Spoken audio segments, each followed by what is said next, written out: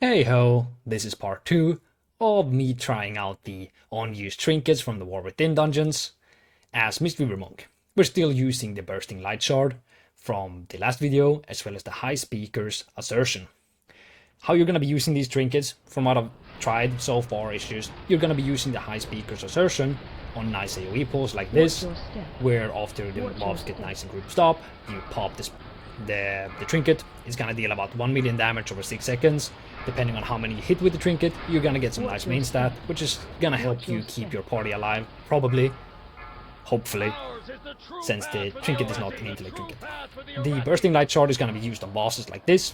You're gonna pop the trinket, try to keep it alive. It's gonna pulse very nice damage. As you can see here, I top at like 420k DPS as Mistweaver, which is pretty nice for a boss fight, right?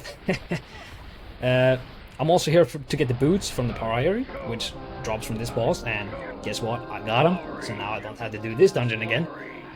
And how do you keep the Bursting Light spawn alive as a healer? At least for Mistweaver, you just you're gonna open with Jadefire Stomp, pop the trinket, then you apply Rem, you swap over to the boss, hit them with the Rising Sun Kick, you swap over to the trinket again, activate Soothing, Vivify to top it up.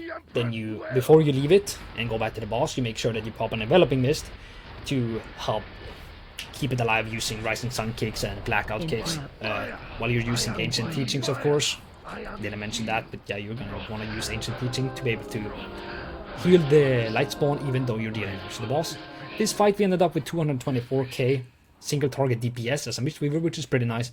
The trinket dealt about 57% of our damage, which is pretty nice.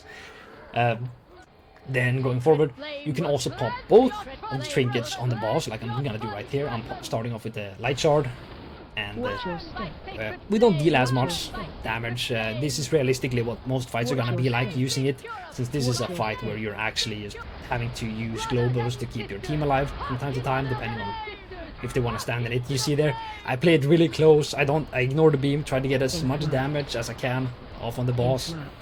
Even though I tried, I still ended up with below 200k single target DPS on this fight. And with the trinket dealt Bursting Light Shard 30%, High Speakers 10%, 4 million from the Light Shard, which is pretty nice, right? And then overall, Bursting Light Shard dealt 20% on my damage, High Speakers 10%. So yeah, if you're a healer, pick up these trinkets and try them out. They're pretty fun to play with. Have a good time.